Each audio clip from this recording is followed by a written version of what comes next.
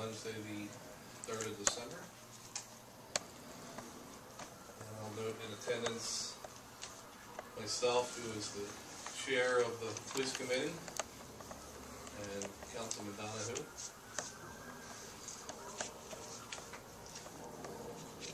Who serves as a member of the police committee. And absent is Despo Tadashore, who has a prior engagement that she shared with us on Monday evening. Chief Winchesky, thank you for joining us this evening. As well as Lieutenant Pretty.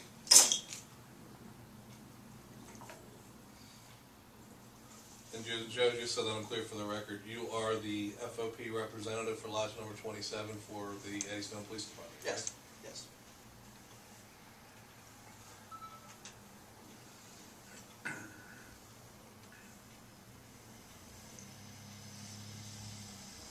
With that being said, we've got one agenda item. That agenda item is to begin the assembly of all of the different documents that exist through all of the years of the collective bargaining agreements between the borough and the police department, and try to develop here within the next month and a half, a consolidated contract of, this way here we've got one document that everybody can refer to, as opposed to somebody asking, well, wasn't that 3 contracts ago or 2 contracts ago? I'll turn the floor over to you, Joe.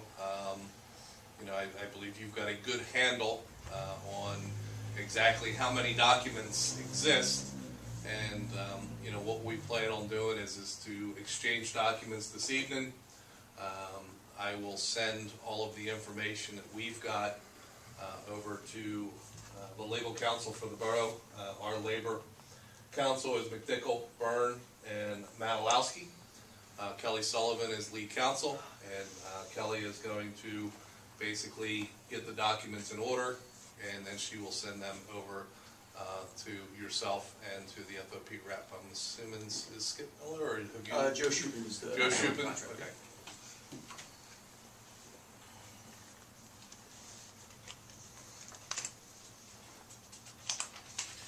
And would you prefer that we just send everything directly to Joe and let Joe?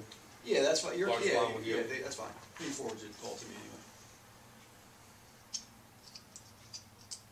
You just, when you deal with him, you gotta have Word Perfect on your computer, not Microsoft Word. He doesn't do Microsoft Word. All the lawyers like Word Perfect. Get out! Driving me crazy with that. Councilman Donahue, do you have a question? Yeah, you're putting a restraint on the time. I mean, we haven't had this in apparently 30 years, so if it does take longer, it takes longer. I like to set a deadline. No, I know, you know, but it's. I mean, we literally haven't had one, so I hate to.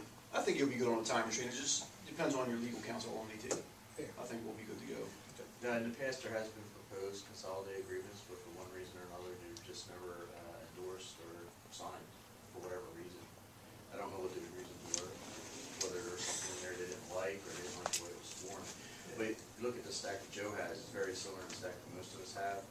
Like when I first got into the union, I got an envelope, and they're like, "Have fun reading this," and they give it to you, and it's hard to interpret because realistically, I could be reading the top copy and have one view, and then back here in the middle, there's a totally different view. It's never been addressed before. So there's a lot of gray area. I mean, ultimately, every time we've been in arbitration, the arbitrator always ruled you will get a collective bargaining agreement together.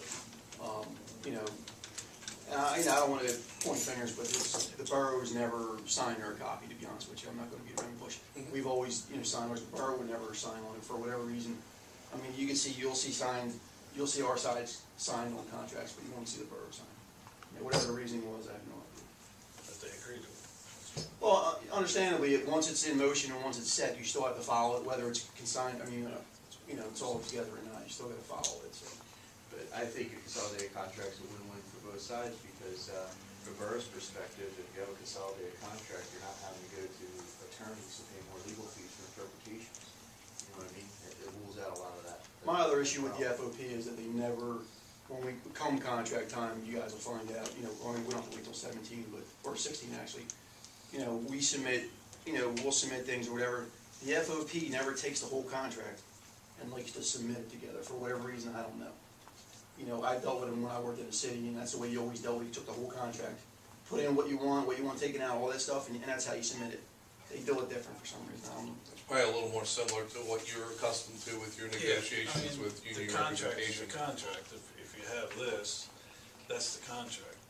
Now, if anything, we always submitted was things we would have changed in the contract. Exactly. So, we didn't, I went over the whole contract before I negotiated, Right.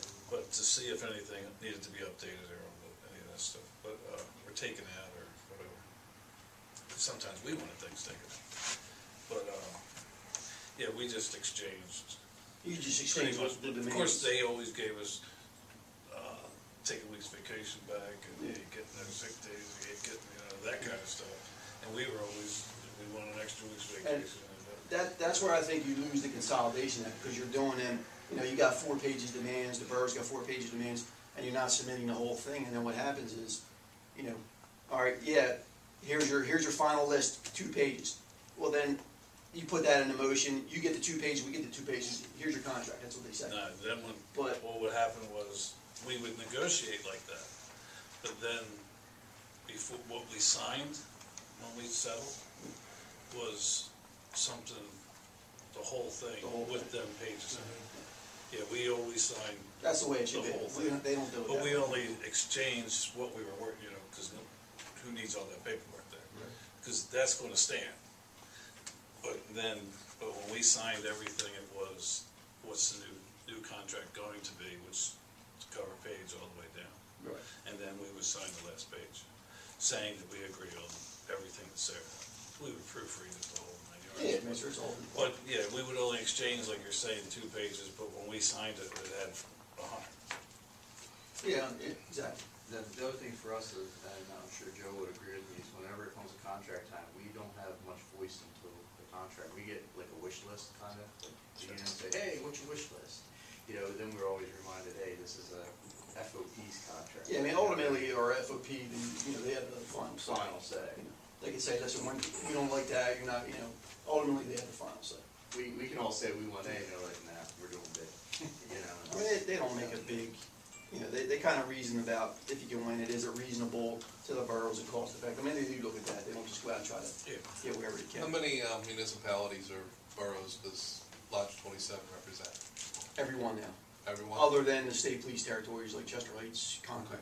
You don't Things do like that. Chester has their own, right? Chester. Oh, I'm sorry, Chester has their own. Chester has their own as well. Nah, The Darby's now? yeah, they're all ours. The last one to come on board, the last 2 departments were Lower Chi, which was last year, and Chester Township finally came on. Okay. So they have all of Delaware County with the exception of what areas covered by the state Yeah, police exactly. and Chester City. And they even got some of the park police, and they got the county CID detectives. Oh, do they really? Okay. So they do That that. was relatively new too, the park police guy. And they just started covering a lot of part-timers recently. Yeah. That's why when I get the feedback from Kelly Sullivan, you know, she's, you know, she says the timeline's okay because of the fact that, you know, the consolidated contract is very similar throughout all of Delaware County, throughout of all of the Lodge 27 members. So, you know, with that being said, we're not the only district or the only municipality that does not have a consolidated contract, but there are municipalities out there that do have. Yeah, and it's like, I mean, some of the stuff, I'd have to go back and look at a 1995 contract to get maybe this paragraph is in the 1995 contract. So, I mean, it's ridiculous. So, all right, what I have here is, I always kept my own draft. I consolidated all the contracts myself years ago, just so the guys can read it. You know, they were always understood that it was unofficial. I had it printed on there, Right. you know, just so they can read. So, I submitted that. Once I told them you guys were willing to consolidate and you wanted to have a meeting, I submitted what I had to the FOP and to our labor lawyer. Labor lawyer came back to what he had on file. This is his consolidated agreement. It's a rough draft. It pretty much matches mine word for word. There's 1 or 2 discrepancies that I think it's an issue that we need to take up with him. Like 1 paragraph shouldn't be in there, I don't think, and just a little bit of wording. So I'll give you guys a copy of this and you can submit it. Any grammar errors, I don't have nothing to do with that. It's in word perfect, right? This is word. Thank Yeah, you. with this consolidated contract, any arbitration Yeah, I have a copy of my class. Any arbitration awards or agreements, should that be part of the amendment contract also? Run that by me again? Any arbitration awards, whether through the borough or for the lodge, should they be incorporated into the consolidated? I will check with the legal counsel, but a lot of times it's without precedent. Yeah, and an award's an award. It's kind of like a kickball. And that's something that you kind of disagreed on and someone else said, okay. Yeah, someone else resolved it. So- We don't have a lot of them. We don't have a lot of them out there. There's a handful. Majority of it was contractual. And then this. And just for our own educational purposes, can you give the explanation to Councilman Donahue how the grievance process is supposed to work? Yeah, it's in the contract. Basically, once, say if I filed a grievance for a worker, okay, I got so much time to submit it to the chief. Chief doesn't, fix the item. It goes on, I think, to the mayor, and then from the mayor to, I believe, the president of council. Oh, page 10, looking at where to go to it at. I actually, Police committee. went like that, I went right there. Well, chairman of the police committee, I'm sorry. Right. Right. So, yeah, we'll go to the chief, chairman of the police committee, borough council, and in my understanding, in the last 10 years, borough council has never seen a grievance that we filed. The old mayor always got involved in the grievance process, which technically he shouldn't, but if you ask any of the guys that have been on there in the last 10 years, they've never seen a grievance that was filed in the last 10 years, which that's a step, that should have been taken care of. And to me, once you don't take that step, then you're automatically saying it's going to go to arbitration. Bottom line is, if you can't solve it out, it's a waste of money. I mean, borough's spending money, we're spending money. You're talking at least anywhere from $2,500 to $5,000 per side on an issue like that. That's the arbitrator fee. That's not even counting the legal fees. I feel really wouldn't matter to the attorneys. But and this, they're going to want. I think this is going to have to be attached under the pension part, which is the current borough's pension ordinance. Does that have the upgrade in it? Now, there's no upgrade. I don't think they've ever upgraded that. The borough submitted 2 upgrades back in 2012. One was called a killed in service benefit, and the other one was pertaining to, what was the other one? One was a killed in service. Well, it was wording because the law was changed. So in other words, killed in service, like if an officer's killed in the line of duty, I think the state picks it up now, whereas it was the borough, and that's the only ordinance. They wanted to change that. There was an issue with the way that they had it worded that was kind of illegal. And that was submitted by Sandy back in 2012, so I don't know if them ordinances were ever passed. I gave you a copy. Did I give you a copy? Yeah, I think the illegal part was the way they have it worded for an officer whose wife remarries or something like that. One was survivor benefits, and the other one was killed in service, which I think our ordinance has the survivor benefits in there, which basically, if I die, if I'm collecting a pension, I die, your wife gets half of what you collected, and so forth. Well, I think that part's illegal now, so I think that has to be changed. That was one of the major changes back then. So, but we don't have nothing to do with this pension thing I hand you. That's going to be an attachment to coincide with the pension, that's in the contract. But it's pretty much good. The only problem that one of the problems I've seen, which I left in a message in, but he's on vacation right now, the lawyer. There was a few little wording issues.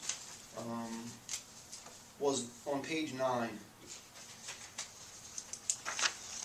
The thing that says school pay.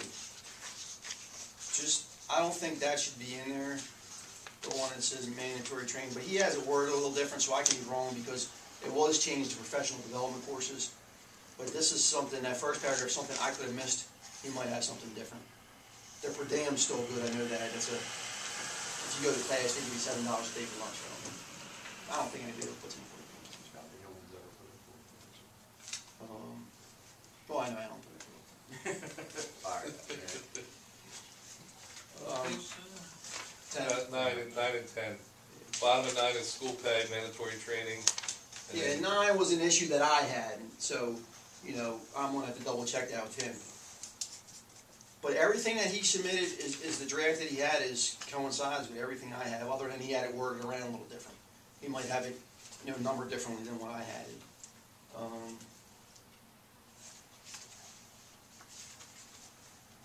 and then he did change some to make it easier for everybody to read. Things were changed from days to hours, because that was real confusing for people. Once we went to a 12-hour schedule, everything's based on hours, not days. So you'll see under the sick leave, that went into hours, and then you'll see vacation. Instead of saying 2 weeks, it'll say 84 hours. Yeah, same thing with. So, you know, to make it easier. We have a 12-hour shift that does the same thing. I'm on 8-hour shift, and half the plant's on 12-hour shift, so we have our maintenance thing and, What do you Kimberly Park? PQ. No, that's what man is on Kimberly Park half a month. Yeah, that hour was a problem there for a while, because it's real hard getting that converted over. Same thing with the holidays, that's everything else too. But you know, if you look, there's other issues that we have problems with it. But like number 30, for instance, okay, you'll see something that says outside employment. That's on page 12. So read that, what's your interpretation of that one?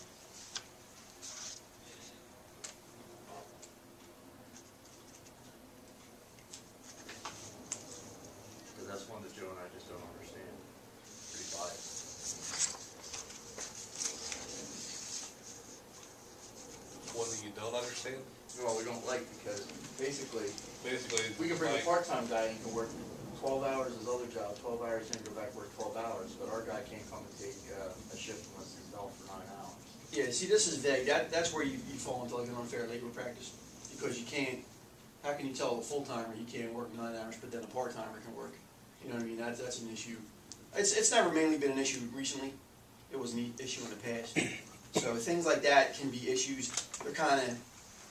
Is that for full-time employees only, or can you read it and say that, you know, any officer, whether it's part-time or full-time? It's yeah, you can read it that way. Yeah, that's the way I read it initially, is that, you know, you want to avoid having a part-time officer who's jumping from, you know, borough to township to city. Yeah, full-time that's, you know, working, you know. But the issue with that is, if they have an employer, it's almost pretty difficult to find what their schedule was, or if they were part of it, you know what I mean? Yeah. I mean, I'll be honest with you. That was initiated because we had one. You know, at the time, years ago, they were mad at one police officer who worked a part-time job, and you know, that was the way that. You know, I wasn't a full-time officer. I'm sorry. But then, if you read in the vacation part of it, there's a thing that says we can work up to 8 hours. So it's kind of conflicting. Like things like that, that's stuff that can be worked out next contract. But you know, things like that. I don't want you guys to get confused about it, because you'll see another one in there on the vacation part about. Something working like after the shift if need be, things of that nature. I wonder if I could ask a general question on behalf of myself and anybody who might watch the tape. Really, it's nothing controversial or anything. My understanding from when this was brought up in council was that it was almost going to be, and I don't want to minimize the project, and I can see how complicated the contract in its totality is. But my impression from what I heard in council was that we were going to just be taking all the separate contracts and putting them together in one document, and that a new contract was going to be negotiated at the end of this one, which was 2016. But it sounds like what we're doing is we're putting these all together, and we're going to come out with a new comprehensive contract that both sides are going to have to agree with, and it's almost sounding like we're talking about making changes in the existing contract. No. No. Okay. Well, That's not the intent. My question was, me being new to contract, or Yeah. council, and me used to using contracts, Mhm. if somebody asked me a question, I don't know how to answer the question, because I don't have nothing to look at. Yeah. Or even if I have a question, I can't. I didn't know. Like, I wanted to know their grievance system, their Sure. all the stuff that they have. Now I'll have a location to go to. Yeah. And I think one of the problems is with Joe saying and Ed, and I know it to be true because I've asked other people. Yeah. They've never had this. I think you could ask probably a few other council people in the past that never seen this. Right. Which, and then what Joe's saying is how they didn't sign it, which that makes no sense to me at all. Well, Yeah, if they even the did, last contract that we just, with the 13 agreement, it says in there that you should, both parties agree to a consolidated contract. It usually says that in every contract. So technically, are we really in violation? Yes, technically, because we never came out with a consolidated contract. when you say we, you mean the borough, not the FOP. Well, everybody involved, I would say. Well, the Yeah. borough, the FOP should have pushed the issue too. You know Yeah, what I mean? A little but bit. clearly the FOP has copies of what the exact agreement is, right? Or Yes. are you saying that nobody's ever signed any of them, so they're all unofficial? There's probably one that's, no, the consolidated, no, not that I know of, unless it's before. But the individual ones were signed, right? Individual ones are signed, Yeah. yes. Like I have one here, of course, it's not signed. So my impression was that all these parts of the contract were all over the place, and we just mainly wanted to get them all in one place. Exactly. For reference. Yeah. That can be something as simple as putting them all in one binder, or it can be taking them all and writing a new document. Like in my contract, this is one we made up before we signed it, but it says for the company, for the union. The people will sign it. Right. And you can't, the way we always did it, even in Fomex, you can't make a copy until, and the international usually is the first one to sign it. Right. That's the way we did it. We didn't even make a book up until that was done. Yeah. Well, clearly that's the way it should be done, because it sounds like that's what was negotiated. Yeah, Although these things must have been negotiated piecemeal as well, or else the individual agreements wouldn't have been signed. yeah, it was, a piece here, a piece there, and then they just never put it all together. So, yeah, I got a whole stack of contracts. If I want to find one paragraph, I got to go all the way back to like 1998 or something like that, which you shouldn't have to do that. I'll give you a very simple example, and this is something that came up when we made the promotions to lieutenant and sergeant. Is that on page 2, number 3, rank differential? There should be a rank differential for lieutenant equal to 6.5% of his or her base wage. There should be a rank differential for sergeant equal to 4.9% of his or her base wage.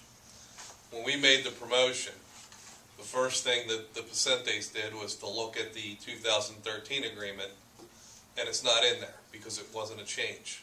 So then you had to go back to the one before 2013. It probably wasn't in there. You went back to the one before that. It wasn't in there because what it is it's basically a 2 or 3 page letter that says these are the changes we want to make. So I guess how far back was it that you found the 4.6 or the... That's in the 95 agreement, so 95 to whatever, something we're in the back. So the 6.5 and the 4.9, you had to go all the way back to the agreement that was signed back in 95 to get those numbers. When Which you, is still when you say binding. the agreement, you're still talking about a part of the contract, or are you Correct. talking about? Are you speaking as if there was a comprehensive contract? What I'm saying is that when we go into a collective bargaining agreement with the FOP, what has traditionally happened is that you get what's generated out of that collective bargaining is a 2 or 3 page document that basically summarizes the changes. And then it's got a clause in there that says, and comprehensive to everything else that was previously agreed to. Oh, okay. Yeah, it's like some of our ordinances actually date back to like 1908. Although some of them have been, like the one I mentioned the other night was updated in 1975. So that gets back to the question I think you had at the council table last meeting was about the percentage of increase for the sergeant and lieutenant, But where when was the those ordinance numbers is updated, generated? the new one's what comes into Oh, effect. I wasn't aware about that one, but it's Which is the lowest we got. So CM16.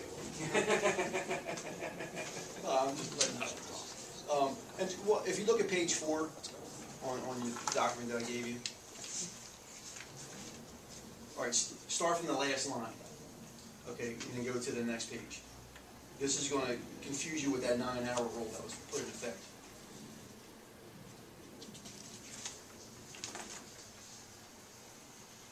page is that on, Chuck? Page 4 into 5, the borough should not be required to offer the shift to a full-time officer unless that officer has been off duty for at least 8 hours prior to beginning work in place of the sick or injured officer, and that the officer is not engaged in outside employment during this time. So here you said you have one 8 hours, the other one 9 hours. And I think that the 9-hour one was an arbitration decision. So I'm assuming that the arbitrator then didn't have this whole contract, when he was doing an arbitration decision. So right there you had a conflict.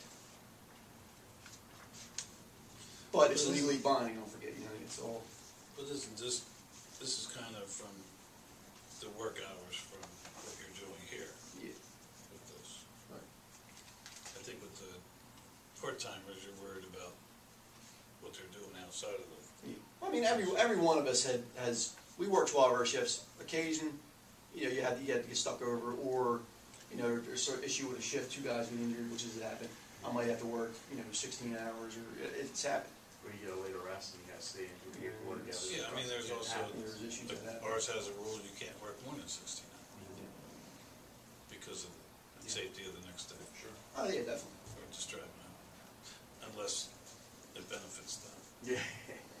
I mean, I think overall, operational wise, we do well with the hours, do well with the guys getting rest and going back in. We're not overworking anyone right now because we're adequately staffed. But when we were shorthanded, guys were doing whatever we could to fill the schedules. Yeah. And it was worrisome. No, having a full staff is I mean, you guys got any questions? I'll just review it, and from my copy of the unofficial consolidated that I put together years ago, this is pretty spot on. I have 1 or 2 questions, and it could be the way he worded it. Like some of mine is, like he has all the part-time stuff together. Where I have the 2 life insurances. I have life insurance all together in one, not separated for part-time employees, full-time employees, things like that. And I just had a question on that 1 paragraph, which I could have missed that. I'm not sure. But everything that I seen in it was spot on.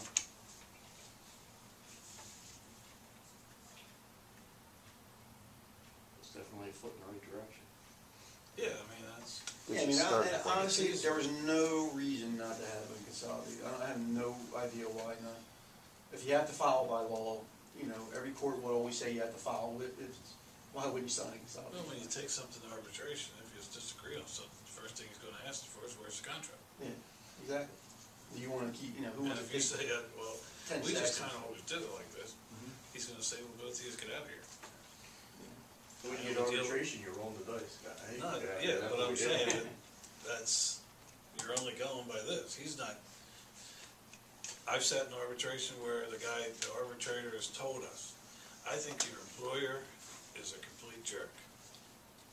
I think he should have did it that way, but right here it says he can. Have a good day. Yeah, exactly. That's what it is. And there's nothing you can do about it. Now, we're on 12-hour shifts, correct? Yes. Beginning 7A to 7P, 7 to 7. and then the new shift comes on 7P to 7A. With the night differential that's on number 6, says night differential should be paid 10% for all hours worked between 4 p.m. and 8 a.m. Yes. So does that mean that the officer, came on at came on at 7, and at 4 o'clock in the afternoon, he's getting night differential? And he's getting paid night differential until he's off, until Hours worked. hours Yeah, worked? worked the hours. Okay. So basically, me, every day I get 4 hours of shift differential every day. Because he's on day shift. For the whole day shift. Okay. From 7 in the morning till 8, I get an hour there, and then from 4 till 7. That's 4 hours roughly. So there is shift differential that's being paid, Yes. even though you're on a 12-hour shift? Yeah. It's any hours worked after, it's between 4 p.m. and 8 a.m., which they consider night differential as in a working environment, as non-normal hours, 3 hours working in. That's what shift differential is all about. Majority of Americans don't work at nighttime. I don't know what the percentage is, but. Yeah, and I've seen it where second shift does something, Kevin Card doesn't. But like I said, second shift gets one thing, percentage, and Third shift. third shift gets another. Yeah. This is already educational to me, because I didn't realize an officer got shift differential even though he's on day shift. Yeah. That's the first time I ever heard of it, but we don't do it like that. But our second shifts always started at 3. Right. So we just did it by shift. But we didn't work 12-hour shifts. It kind of, But it makes when you sense. do payroll, it kind of adds like a little twist in there each week, because if you get a guy who takes like a vacation day, yeah, you go back and, you know, take away that 10% for that 3 or 4 hours per day work. I know originally there was a couple contracts back there were talking about doing it from 7 to 7, but there was some kind of issue where I think it was gonna cost the borough more. I don't know the reasoning, but I think that's why we didn't go from 7 to 7. It was gonna cost them more. I don't know how, but I don't remember. That's been a couple years back.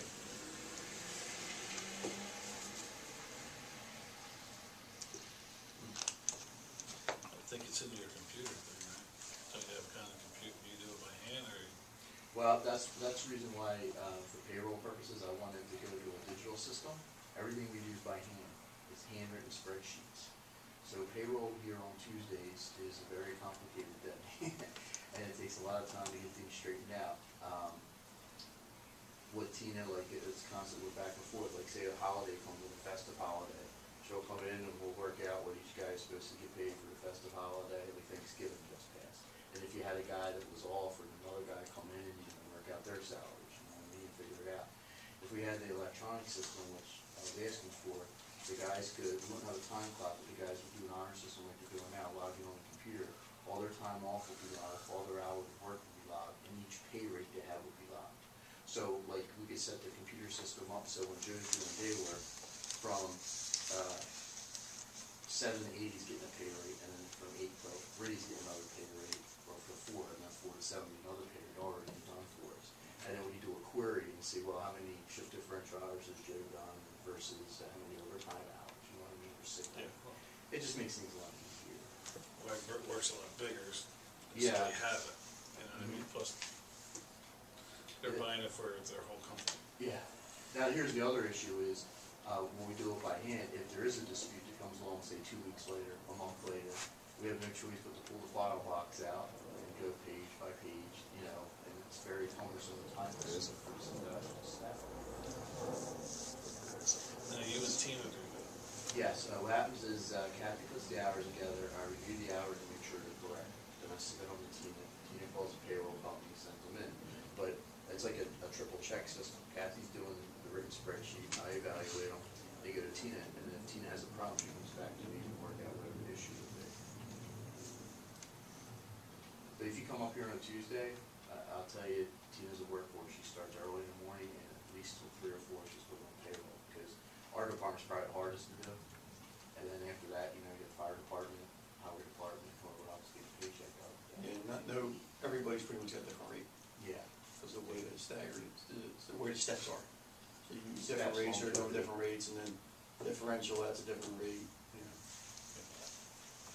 They get rules from And then when the contract comes out, you spend a lot of time figuring out your little, like, what I call the cheat sheet, work out your grid for everybody, so if you have something to reference back to right away, instead of going through all the pages of the contract, and you have a little cheat sheet, you can go for payroll. Well, like Joe's saying, like a guy might be making, say January, everybody gets 3%. Let's say Joe's hire date's February, he's gonna get longevity in February, his hire date might be July, and he gets a 1% in July, you know what I mean? Like, you just gotta remember these dates and when it gets applied. Sometimes it's in the middle of the pay week, the middle of the pay period. Yeah, most guys' anniversary, after they're here, well, after 3 years, so in their 4th year, they start getting a longevity, which is, you get a 0.5% your first year, and then you start getting a percentage every year after that. So whether you get a raise or not, you're getting 1% raise on your anniversary date.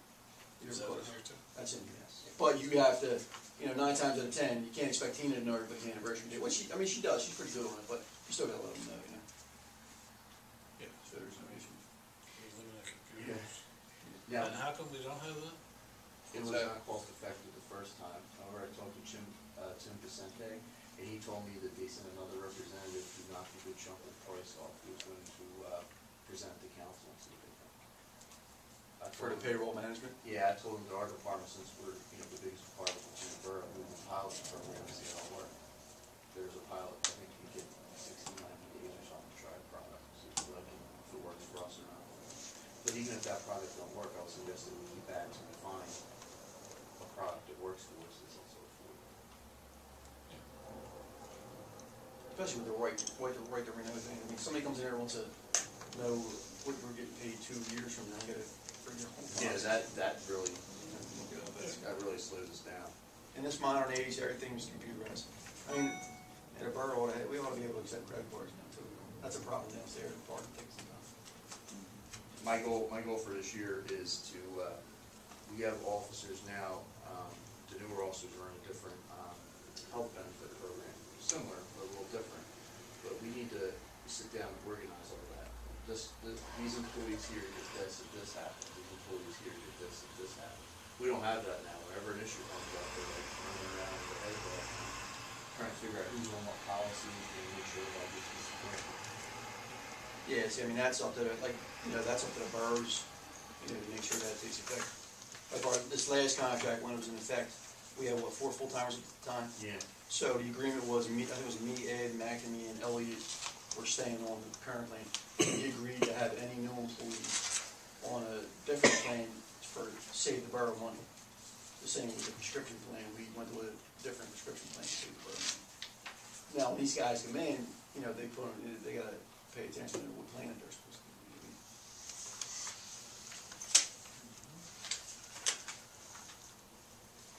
But even this last contract, there wasn't much change. That it was the raises and maybe ghost Residency. and yeah, residency was and the medical. Yeah, resident. I mean, nobody has that anymore. To be honest with you, To be quite honest, it's an old, outdated thing, really. I think it's been the same for most people bargaining. Our last few contract year is all about a salary and 2 healthcare benefits, which seems to be everybody's priority. Hi, Ms. Kate.